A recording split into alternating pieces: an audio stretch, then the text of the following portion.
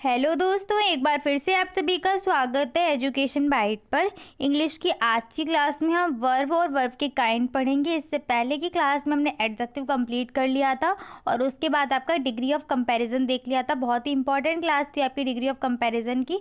उससे आपके दो क्वेश्चन बनते ही बनते, एक तो वेरी शॉर्ट में आ सकता है और एक शॉर्ट में आ सकता है, तो उसको अच्छे से तैयार कर लेना।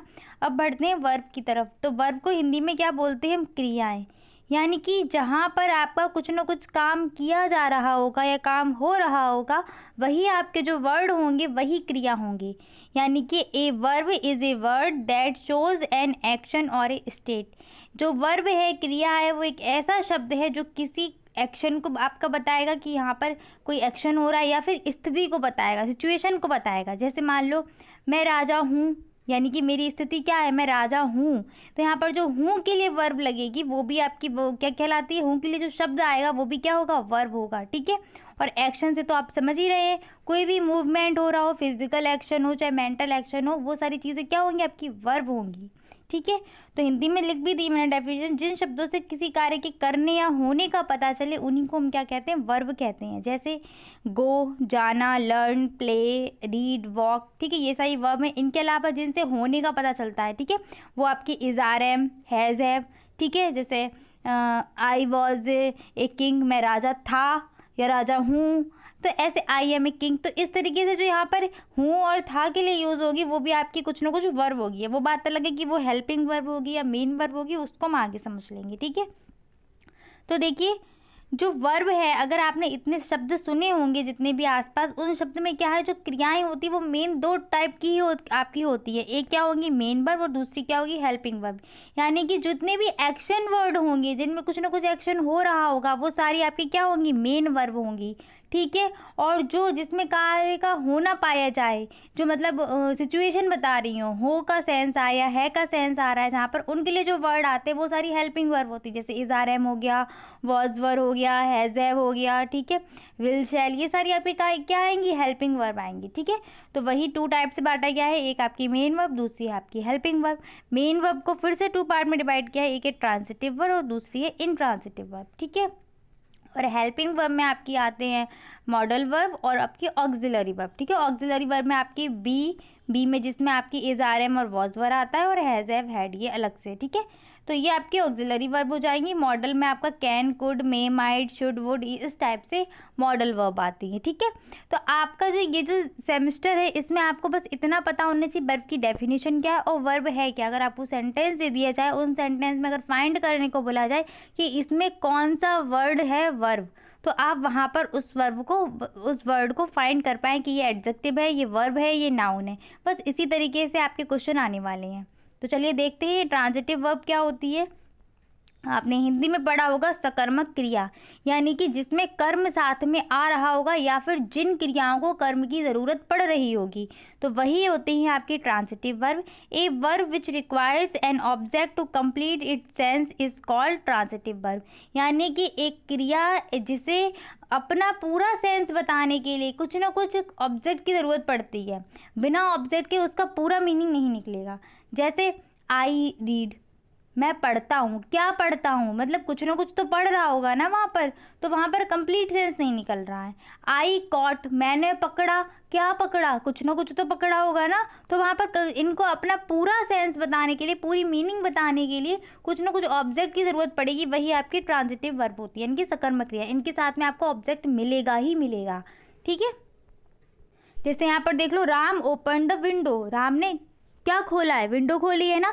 अब मैं सीधे लिख दूँ राम ओपन, राम ने खोला। क्या खोला है वो भी तो पता होना चाहिए ना। तो जब तक वो चीज़ नहीं आएगी तो पूरा उस सेंटेंस का मीनिंग नहीं आएगा। ठीक है। Sita writes a letter, Sita writes करते तो सीता लिखती है। क्या लिखती है? कुछ ना कुछ तो लिख रही होगी ना। तो यहाँ पर जो है पूरा सेंस तभी निकलेगा जब हम साथ में एक ऑब्जेक्ट देंगे। यानी कि ऑब्जेक्ट यहाँ पर क्या है? A letter. यहाँ पर ऑब्जेक्ट क्या है? विंडो।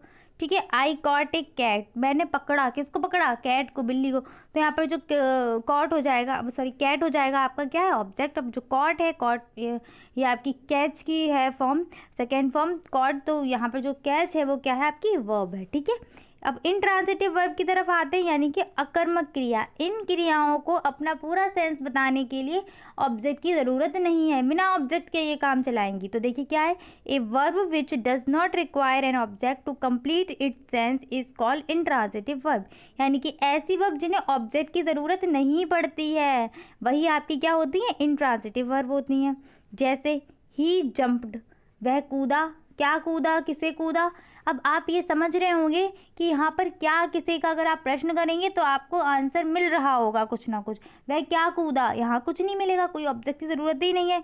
शी रैन, वह भागी, तो भागी है, उसमें क्या है, मतलब क्या करने से कोई आंसर तो नहीं मिलेगा ना। ऐसे द सन राइजेज, राइजेज करिए यहाँ पर ऐसा और लगाइएगा, ठीक है। सूरज उगता है, ठीक है, तो नॉर्मल सी बात है, सूरज उगता है, तो यहाँ पर क्या उगता है, ठीक, मतलब ये क्या के लिए तो सब्जेक्ट है ही सूरज, पर वहाँ पर क्या है, ये ऑब्जेक्ट की ज़रूरत नहीं पड़ रही है, ठीक है। तो जो वर्ब है जिनके लिए क्या है कि ऑब्जेक्ट की ज़रूरत नहीं पड़ती है, वही आपकी कहलाती है इंट्रांजिटिव वर्ब, और जिनमें ऑब्जेक्ट की ज़रूरत पड़ेगी वो आपकी कहलाएंगी ट्रांजिटिव वर्ब, ठीक है। तो इस चीज़ को ध्यान रखिएगा। अब कुछ वर्ब ऐसी भी होती है जो दोनों में यूज़ होती हैं आपकी, जैसे इंट्रांजिटिव में भी आ जाएगी और वो ट्रांजिटिव में भी आ जाएगी। जैसे आपका फ्लाई हो गया, ठीक है, लिख दे बर्ड्स फ्लाई, तो चिड़ियाँ उड़ती हैं, सीधी सी बात है, उड़ रही हैं, कोई दिक्कत नहीं, कोई ऑब्जेक्ट नहीं चाहिए। अब मैं ये बोल दूँ कि ही फ्लाइज ए काइट, वह पतंग उड़ाता है, वह क्या उड़ाता है, एक पतंग उड़ाता है, तो वहाँ पर एक पतंग जो है वो आ गई है ऑब्जेक्ट के रूप में, ठीक है। तो फ्लाई क्या है, आपकी ट्रांजिटिव में भी काम आ जाती है और आपकी इंट्रांजिटिव में भी, दोनों का व्यवहार शो करती है ये, ठीक है। नेक्स्ट आपकी कुछ वर्ब्स हैं जिनको मतलब अलग टाइप से मार दिया, फाइनाइट और इनफाइनाइट वर्ब। फाइनाइट और इनफाइनाइट में क्या अंतर है कि जैसे आपको हिंदी में अविकारी और विकारी शब्द बताए थे ना, वैसे ही ये है। फाइनाइट वर्ब क्या होती है, जो टेंस के अकॉर्डिंग और पर्सन की नंबर के अकॉर्डिंग, यानी कि सिंगुलर है, प्लूरल है, या आई, जैसे सब्जेक्ट आपका हो गया आई वी, ये हैं, तो इनके अकॉर्डिंग वो चेंज हो जाती हैं। जैसे मैं आपको एक सेंटेंस बोल दूँ, I am watching A movie, तो यहाँ पर एम क्या है, आई के साथ आया है ना। अब यहीं पर अगर मैं बोल दूँ he is watching A movie, यानी कि ही के लिए तो इज़ लगा दिया, आई के लिए लगा दिया एम, यानी कि जो इज़ आर एम था ये किसके अकॉर्डिंग चेंज हो गया, सब्जेक्ट के अकॉर्डिंग चेंज हो गया ना ये। तो ये आपकी क्या होगी, फाइनाइट वर्ब होगी। इसमें आपकी हेल्पिंग वर्ब भी आती हैं, जैसे वॉज वर हो गया, ठीक है। ये क्या होती है, सब्जेक्ट के अकॉर्डिंग चेंज होती है, टेंस के अकॉर्डिंग, जैसे इज आर एम क्या है, प्रेजेंट में यूज़ होगा, पास्ट में क्या यूज़ हो जाएगा, इसकी जगह वॉज वर यूज़ हो जाएगा। तो यही है कि वे वर्ब यानी कि वो क्रियाएं जो आपकी पर्सन के अकॉर्डिंग, टेंस के अकॉर्डिंग और सब्जेक्ट के अकॉर्डिंग चेंज होती रहती हैं, वही कहलाती हैं आपकी फाइनाइट वर्ब, ठीक है। डेफिनेशन पढ़ लीजिए एक बार। Finite verb is a word which is use to change according to person, tense and sentence, ठीक है, सॉरी सब्जेक्ट, तो इनके अनुसार ये बदल जाती हैं, ठीक है। एक तरीके से ये बोल सकते हो कि जिन पर टेंस के रूल लगते हैं, ठीक है। जैसे देखिए नीचे, ही गोज़ टू आगरा, ठीक है, ही के लिए क्या यूज़ कर दिया, गोज़। अब आई के लिए अगर हम लिखेंगे तो इस गो को ही इस गोज़ में क्या कर देंगे, ये प्रेजेंट टेंस का आपका रूल है, सिंपल प्रेजेंट का, वो मैं आपको इस क्लास के बाद सीधे आपकी टेंस की क्लास होगी जिसमें आपके प्रेजेंट, पास्ट और फ्यूचर टेंस के एक साथ बना दूंगी मैं वीडियो, तो वो देख लेना, वहाँ पर आपकी सारे जितने भी डाउट्स होंगे सब क्लियर हो जाएंगे। तो यहाँ पर बस इतना समझो कि जब आई के लिए हम गो लगाएंगे प्रेजेंट में, सिंपल प्रेजेंट में, तो सीधे गो आता है, गोज़ नहीं आता, वो सिंगुलर के साथ ही गोज़ आता है, ठीक है। या फिर गोज़ हो गया, राइट्स हो गया, तो उनके साथ जो मेन वर्ब होती है उनके साथ एस या ई एस लगाते थे। बचपन ये पढ़ा था ना कि जब भी कोई सिंपल प्रेजेंट वर्ब, अगर सिंपल प्रेजेंट टेंस चल रहा है तो वहाँ पर अगर आपकी सिंगुलर कोई भी आ रही है, सब्जेक्ट सिंगुलर है, तो वहाँ पर जो वर्ब लगी होगी उसके साथ हम क्या लगाते हैं, एस या ई एस। जैसे गोज़ हो गया, राइट्स हो गया, तो ये आपको टेंसेस वाली क्लास में क्लियर हो जाएगा, ठीक है। आई के साथ देख रहे हैं आप, गो आ गया, यानी कि गोज़ जो था ना वो बदल गया, किसके अकॉर्डिंग, सब्जेक्ट के अकॉर्डिंग, तो ये क्या होगी आपकी फाइनाइट वर्ब होगी। नेक्स्ट क्या है, शी इज़ माई सिस्टर, वह मेरी बहन है, शी के लिए क्या आ गया, इज़ आ गया। We are playing football, are देख रहे हो ना आप, आर आ रहा है ना, तो ये जो आर हो गया ये किसके अकॉर्डिंग बदल गया, सब्जेक्ट के अकॉर्डिंग, वी के अकॉर्डिंग आर आ गया, तो ये क्या हो जाएगा आपका, ये फाइनाइट वर्ब हो जाएंगी। हेल्पिंग वर्ब भी आ गई। अब जैसे प्लेइंग की बात करो आप या प्ले की बात करो, तो आपका जैसे पास्ट टेंस में यूज़ होगा तो वहाँ पर क्या थर्ड फॉर्म आती है, प्लेड हो जाता है, सेकेंड फॉर्म आती है, तो ये भी क्या है, सारी वर्ब्स आपकी क्या होंगी, बदल रही हैं। तो जितनी भी वर्ब हैं, जितने भी एक्शन वर्ड हैं हेल्पिंग वर्ब में, सब क्या होती हैं, फाइनाइट वर्ब होती हैं। नेक्स्ट आते हैं हम नॉन फाइनाइट वर्ब पर। ठीक है, तो नॉन फाइनाइट वर्ब क्या है कि ये अलग से कोई वर्ब नहीं है। जितनी वर्ब आपने पढ़ी हुई है ना फाइनाइट में, जितने भी एक्शन वर्ड होंगे, मेन वर्ब होंगी, उन्हीं से ये बना दी गई हैं। यानी कि जितनी भी आपकी फाइनाइट वर्ब है जिसमें मेन वर्ब आपकी हैं, वो वर्ब यहाँ पर लेके हमने उनको नॉन फाइनाइट वर्ब बना दिया। कैसे बनाएंगे उनको देखिएगा। बस उससे पहले इतना याद रखना कि जितनी भी वर्ब हैं, जितनी भी मेन वर्ब हैं या हेल्पिंग वर्ब हैं, वो सारी क्या हैं, वो सारी फाइनाइट वर्ब हैं, क्योंकि उन पर टेंस के रूल लगते हैं। प्रेजेंट में कुछ और होगा, पास्ट में कुछ और हो जाएगा, फ्यूचर में कुछ और हो जाएगा। ठीक है, और आप क्या कहते हैं, उनके ऊपर पर्सन अगर सिंगुलर है तो अलग रूल लग रहा होगा, यानी कि तब वो चेंज हो जाएंगी। प्लूरल है तो वो चेंज हो जाएंगी। तो इस चीज़ से क्या है कि वो चेंज हो रही हैं, यानी कि वो फाइनाइट हैं। नॉन फाइनाइट क्या होंगी, नॉन फाइनाइट उन्हीं से बनी हुई हैं। यानी कि देखिए इनकी definition, verb which does not change according to person, tense and subject. यानी कि ये वर्ब क्या है, टेंस, सब्जेक्ट और पर्सन के अकॉर्डिंग नहीं चेंज होंगी।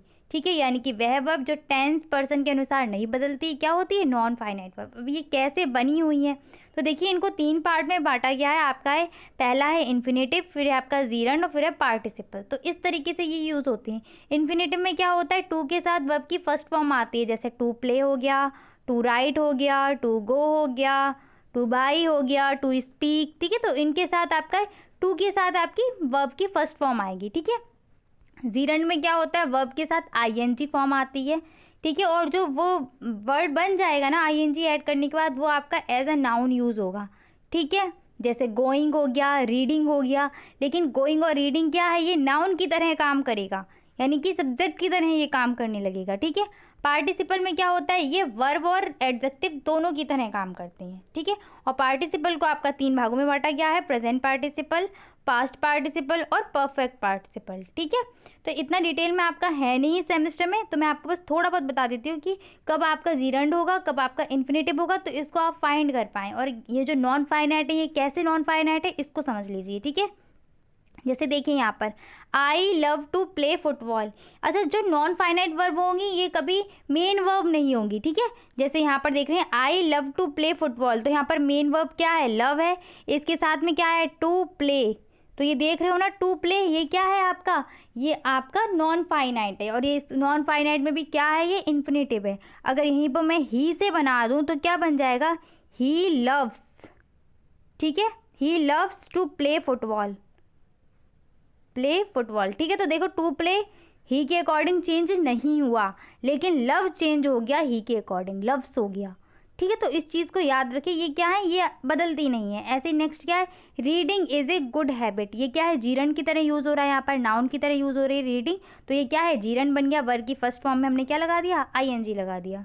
ठीक है, नेक्स्ट क्या है, he goes to market, goes है ना, और ये he goes to market to buy, तो ये मिल गया ना, टू बाई सम बुक्स। तो ये टू बाई क्या है, नॉन फाइनाइट है। और ये जो आपकी क्या कहते हैं, गोज़ है, ये क्या है, फाइनाइट वर्ब है। अगर यहीं पर आई लगा दें या वी लगा दें तो we go to market to buy. तो यहाँ पर आप टू बाई को देखेंगे ना, तो ये वी के लिए भी टू बाई रहेगा और ही के लिए भी टू बाई रहेगा। चेंज नहीं हो रहा है सब्जेक्ट के अकॉर्डिंग, लेकिन आपका क्या है, गो चेंज हो रहा है सब्जेक्ट के अकॉर्डिंग। ठीक है, तो इस तरीके से आपकी नॉन फाइनाइट और फाइनाइट वर्ब होती हैं। कितना आपका इस सेमेस्टर के लिए इंपॉर्टेंट है वो सारा मैंने करा दिया। यहाँ से आपके प्रश्न कैसे बनेंगे, एक तो वर्ब की डेफिनेशन बन सकती है, और फिर आपसे क्या है, वो सेंटेंस कोई भी दे सकता है और वहाँ पे आपको पूछ सकता है कि इस सेंटेंस में कौन सी वर्ब है या कौन सा एडजेक्टिव है, तो वो आपको छांट छांट कर लिखने होंगे।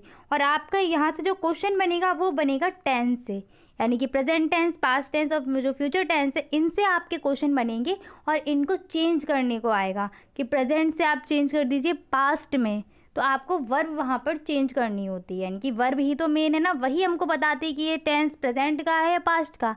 जैसे मैंने काम किया था, मैं काम कर रहा हूँ या मैं काम करूँगा, तो जो वर्ब है ना यही तो बता रही है कि सेंटेंस जो बनेगा वो प्रेजेंट का होगा या पास्ट का या फ्यूचर का। तो वहाँ पर आप वर्ब को देख के ही पता लगाएंगे कि कौन से उसका टेंस है, तो आपको टेंस में मिल जाएगा अच्छे से। और उस क्लास को बहुत अच्छे से देखिएगा। ठीक है, तो मिलते हैं नेक्स्ट क्लास में। Thanks for watching and please like share and subscribe my channel. Bye bye, take care.